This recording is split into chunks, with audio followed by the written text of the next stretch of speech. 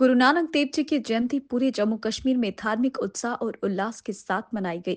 सबसे बड़ा समारोह जम्मू के गुरुद्वारा चांद नगर और पुराने श्रीनगर के रैनावाड़ी इलाके में गुरुद्वारा छत्ती पातशाही में आयोजित किया गया, जहां बड़ी संख्या में सिख समुदाय के पुरुष, महिलाएं और बच्चे इस अवसर पर मत्था टेकने के लिए उमड़े।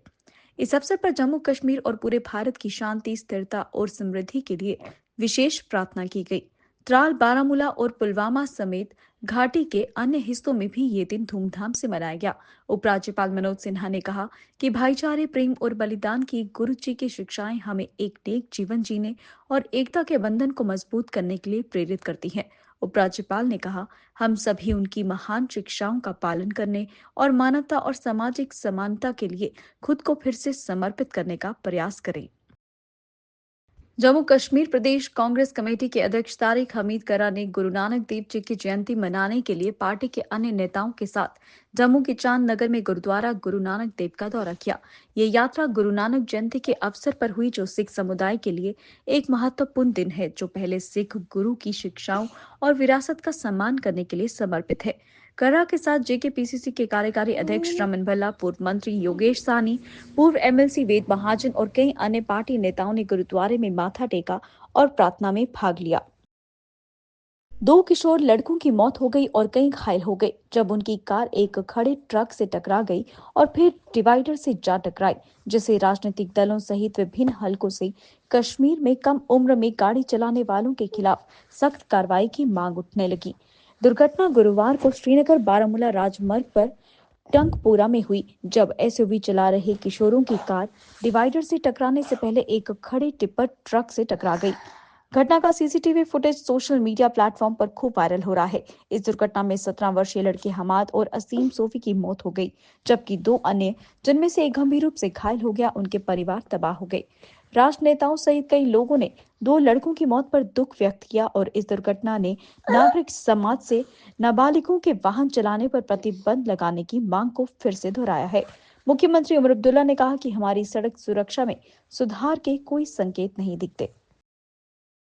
जम्मू जिले के मढ़ सब डिवीजन के झिड़ी गांव में ऐतिहासिक वार्षिक झिड़ी मेला शुरू हो गया है। दिल्ली, एनसीआर सहित देश के कई उत्तरी राज्यों से लाखों लोग इस वार्षिक मेले में भाग लेते हैं। 1 सप्ताह तक चलने वाला ये मेला हर साल कार्तिक पूर्णिमा से शुरू होता है। झिड़ी मेला बाबा जीत मल के सर्वोच्च बलिदान से जुड़ा है, जिन्हें बाबा जीतों के नाम से जाना जाता है, जिन्होंने पुराने समय में जमींदारों के हाथों किसानों के शोषण के खिलाफ आवाज उठाई थी। जम्मू कश्मीर सरकार ने गुरुवार शाम को केंद्र शासित प्रदेश के 9 जिलों के वरिष्ठ पुलिस अधीक्षकों समेत 38 पुलिस अधिकारियों के तबादले के आदेश दिए। बारामूला, गांदरबल, हंदवाड़ा, राजौरी, सांबा, डोडा, किश्तवाड़, पुंछ, रियासी और अवंतीपुरा के पुलिस जिले के पुलिस प्रमुखों का तबादला और नियुक्ति की गई है। जम्मू संभाग के 10 में से 6 जिलों को नए पुलिस प्रमुख मिले हैं। प्रमुख सचिव चंद्राकर भारती की ओर से जारी आदेश के अनुसार अतिरिक्त एसपी, सशस्त्र बटालियनों के कमांडेंट, पुलिस मुख्यालय, यातायात सुरक्षा और सीआईडी विंग समेत 38 एसएसपी और एसपी का तबादला किया गया है।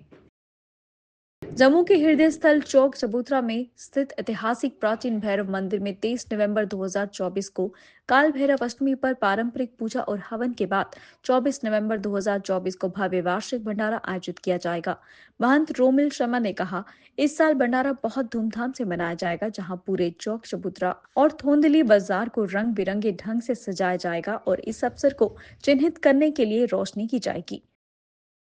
भाजपा कश्मीर प्रभारी मोहम्मद रफीक वानी ने अनंतनाग में एक संवाददाता सम्मेलन को संबोधित किया। वानी ने इस बात पर प्रकाश डाला कि अनंतनाग के शेरबाग में प्रसूति अस्पताल को स्थानांतरित करने की तत्काल आवश्यकता है, लेकिन अस्पताल को नगर निगम की सीमा के भीतर किसी अन्य स्थान पर स्थानांतरित किया जाना चाहिए, न कि नगर परिषद की सीमा के बाहर।